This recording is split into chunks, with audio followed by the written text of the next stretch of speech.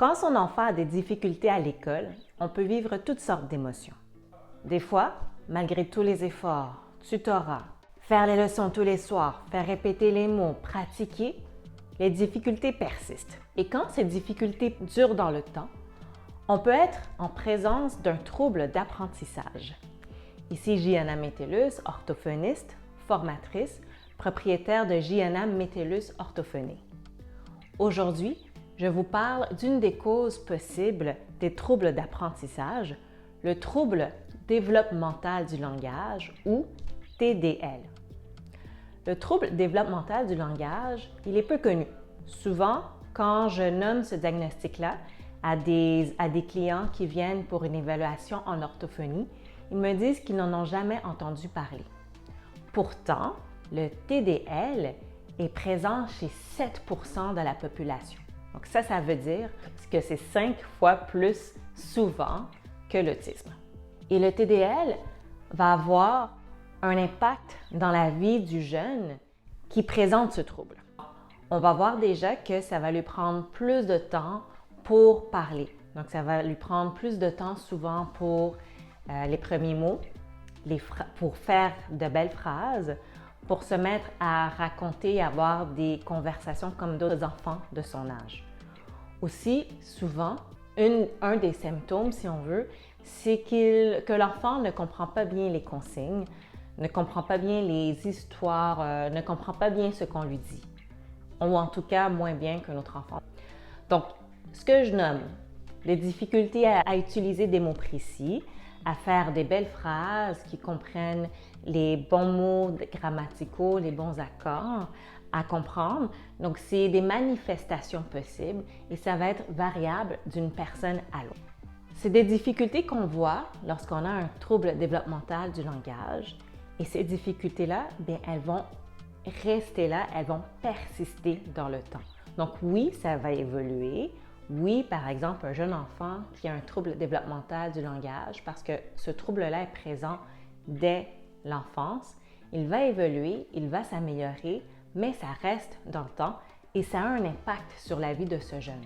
Donc, par impact, ce que je veux dire, c'est par exemple, justement, c'est plus difficile pour lui de comprendre quand on lui parle, c'est plus difficile de se faire comprendre, ça peut avoir un impact sur le comportement, ça peut avoir un impact sur les apprentissages. Donc justement, quand je dis que le trouble développemental évolue dans le temps, c'est important à le comprendre.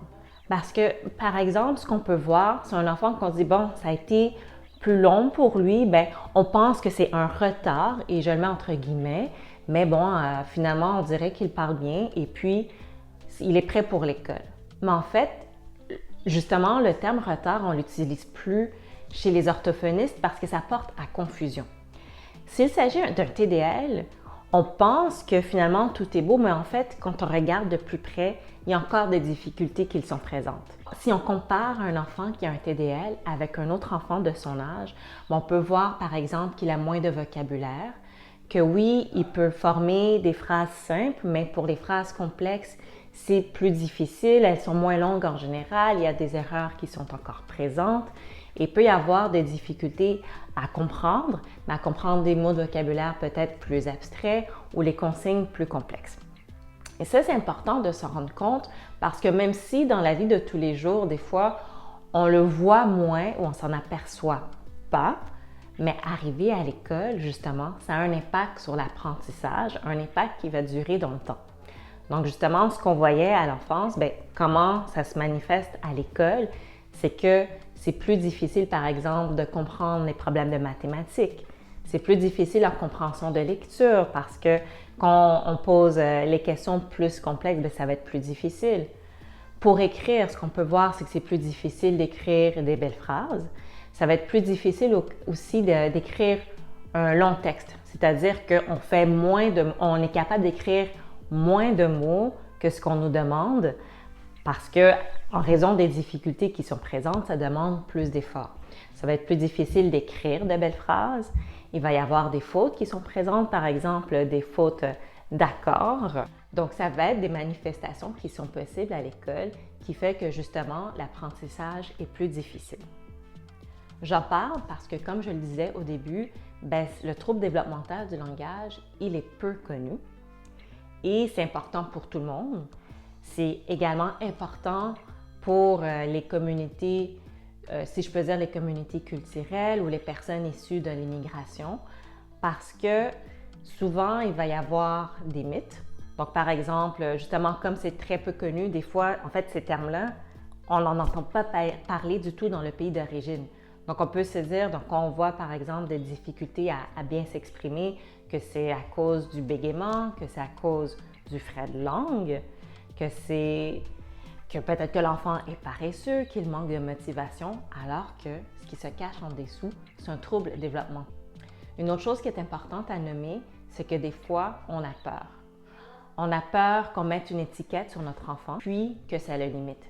Et les peurs sont légitimes, parce que je ne vais pas dire qu'il n'y a pas de préjugés, c'est possible.